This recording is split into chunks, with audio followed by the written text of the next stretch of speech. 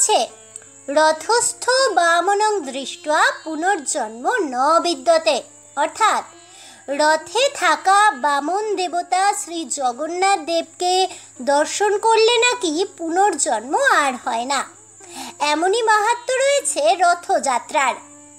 কিন্তু এই জগন্নাথ শুধুই কি হিন্দু দেবতা, নাকি বৌদ্ধ দেবতা, নাকি জৈন দেবতা, নাকি দক্ষিণাকালী, নাকি শিব, আবার কখনো তিনি শ্রীকৃষ্ণ?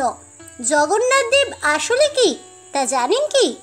প্রভু শ্রী জগন্নাথ দেবের এই রূপ গড়ে ওঠা নিয়েও রয়েছে নানা কাহিনী।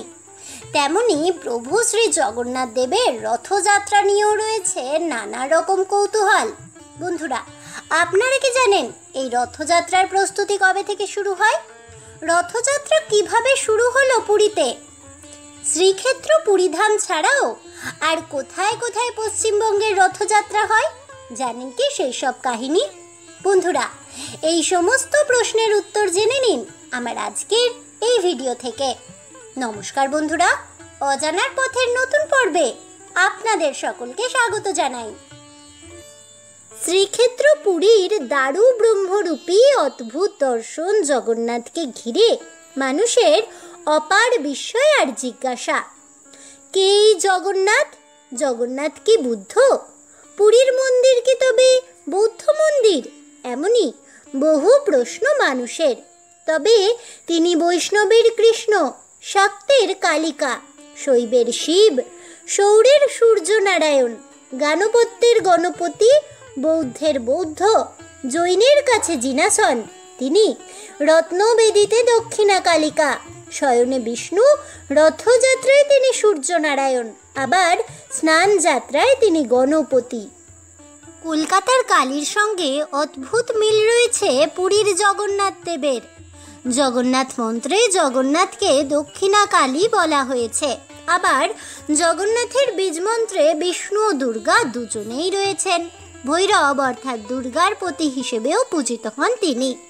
প্রতি বছর দুর্গাপুজোর সময় সপ্তমী, অষ্টমী ও নবমী তিথিতে রাত 12টার পর জগন্নাথের শয়ন শেষে জগন্নাথ মন্দির প্রাঙ্গণেই 2টি করে পাঁঠা উৎসর্গ করা হয় 51 পীঠের এক দেবী বিমলাকে। পুজো মন্ত্রে বলা হয়, বিমলা ভৈরবী যত্র জগন্নাথস্তু ভৈরব।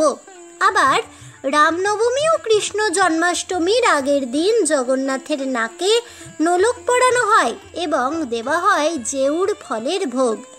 যে জেউর ফল উৎকলে আসন্ন প্রসবা নারীকে তার প্রসব ত্বরান্বিত করার জন্য খাওয়ানো হয়ে থাকে। উৎকলে খ্রিস্টপূর্ব 2য় শতাব্দী নাগাদ সময়ে সেখানকার রাজা খারবেলের সময় বহু জৈন তীর্থযাত্রী জগন্নাথ দর্শনে এসেছেন। ভুবনেশ্বরের কাছে উদয়গিরি পাহাড়ে রাজা খারবেলের হাতি গুম্ফা লিপি আবিষ্কৃত হয়। এই লিপিতে জগন্নাথ তার রত্নবেদীকে জিনাসন বলে উল্লেখ করা হয়েছে। আবার মৌর্য সম্রাট অশোকের সময় পুরীতে প্রতিষ্ঠিত হয় বৌদ্ধদের প্রাধান্য এবং সে সময় জগন্নাথকে পুজো করতেন বৌদ্ধরা। জগন্নাথ মন্দিরে জৈন ও বৌদ্ধদের প্রবেশাধিকার রয়েছে। একই অঙ্গে এত রূপ এই জগন্নাথ দেবের, তাই তাকে নিয়ে কৌতূহলও অনেক। প্রভু জগন্নাথ দেবের রূপ নিয়ে যেমন কৌতূহলের শেষ নেই ভক্তদের মধ্যে, তেমনি রথযাত্রা নিয়েও কৌতূহলের শেষ থাকে না ভক্তদের। এই রথযাত্রা শুরু হয় প্রভু জগন্নাথ দেবের স্নান যাত্রার দিন থেকে। প্রস্তুতি শুরু হয় তখন থেকে, আর রথযাত্রার দিন থেকে টানা 9 দিন ধরে চলে এই রথ উৎসব। নবম দিনে উল্টো রথ টেনে শেষ হয় উৎসব। কিন্তু রথযাত্রার মূল উৎসবের 15 দিন আগে থেকেই ভগবান জগন্নাথ, বলরাম ও দেবী সুভদ্রার স্নানযাত্রা দিয়ে শুরু হয় উৎসবের সূচনা। চৈনিক পর্যটক ফাহিয়েনের কথাই আমরা সকলেই জানি, কিন্তু তার বর্ণিত খ্রিস্টীয় 5ম শতকের বৌদ্ধ রথযাত্রার কথা অনেকেরই অজানা। বৌদ্ধ যুগেও জগন্নাথ দেবের রথযাত্রার মতো রথে বুদ্ধদেবের মূর্তি স্থাপন করে রথযাত্রার প্রচলন ছিল। পুরীর রথযাত্রা উৎসব বড় ভাই বলরাম বা বলভদ্র ও বোন সুভদ্রাকে সঙ্গে নিয়ে জগন্নাথ দেব বা শ্রীকৃষ্ণের বৃন্দাবন যাত্রার স্মারক। ওড়িশার প্রাচীন পুঁথিতে জগন্নাথের রথযাত্রার ইতিহাস প্রসঙ্গে বলা আছে, এই রথযাত্রার প্রচলন হয়েছিল প্রায় সত্যযুগে। সে সময় আজকের ওড়িশার নাম ছিল মালব দেশ। জগন্নাথ দেবকে কেন্দ্র করে দুটি জনপ্রিয় কাহিনী প্রচলিত আছে। প্রথম কাহিনী অনুসারে মালব দেশের অবন্তী নগরী রাজ্যে ইন্দ্রদুম্ন নামে সূর্যবংশীয় এক বিষ্ণু ভক্ত রাজা ছিলেন, যিনি ভগবান বিষ্ণুর এই জগন্নাথ রূপী মূর্তির রথযাত্রা শুরু করার স্বপ্নাদেশ পেয়েছিলেন। কথিত আছে, কৃষ্ণ তার ভক্ত রাজা ইন্দ্রদুম্নের সামনে আবির্ভূত হয়ে পুরীর সমুদ্র তটে ভেসে আসা একটি কাঠের টুকরো দিয়ে তার মূর্তি নির্মাণের আদেশ দেন। মূর্তি নির্মাণের জন্য রাজা একজন উপযুক্ত কাষ্ঠশিল্পীর সন্ধান করেন। তখন এক রহস্যময় বৃদ্ধ ব্রাহ্মণ তার সামনে এসে উপস্থিত হন এবং মূর্তি তৈরির জন্য মাত্র কয়েকদিন সময় চেয়ে নেন। সেই কাষ্ঠশিল্পী রাজাকে বলেন যে মূর্তি তৈরির সময় কেউ যেন তার কাজে বাধা না দেন। বন্ধ দরজার আড়ালে শুরু হয় মূর্তি গড়ার কাজ।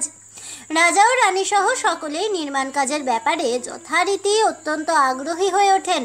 প্রতিদিন তারা বন্ধ দরজার এপাশ থেকে শুনতে পান ভেতর থেকে খোদাইয়ের আওয়াজ ভেসে আসছে।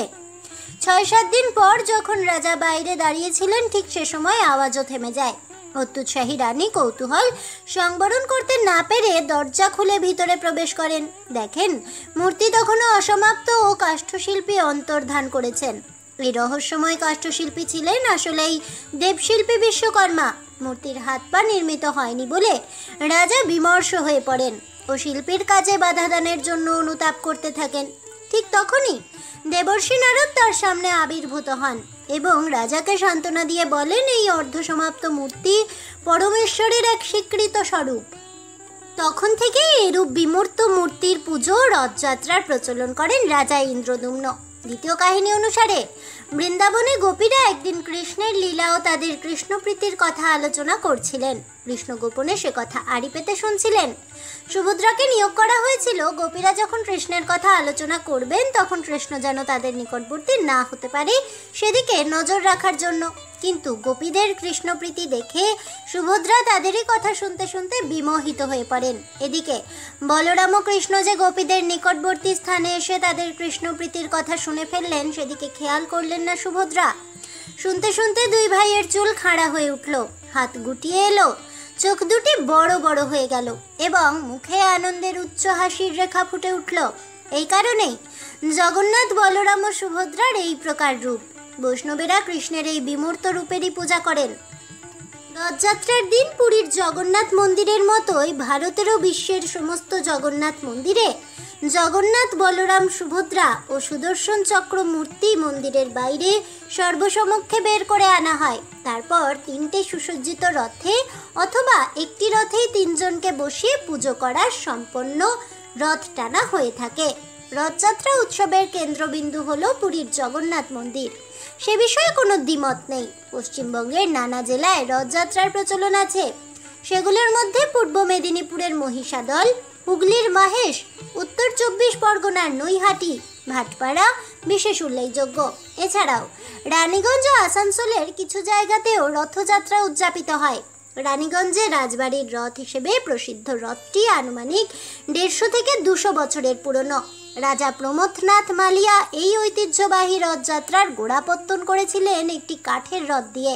পরবর্তীকালে তার পুত্র পশুপতিনাথ মালিয়া 1389 সালে একটি পিতলের রথ চালু করেন। সেই রথটি এখনো পর্যন্ত মালিয়া রাজবাড়ির ঐতিহ্যকে বয়ে নিয়ে চলেছে। তবে ঐতিহ্যের সাথে সাথে একটি বিশেষ বৈশিষ্ট্য আছে এই রথের।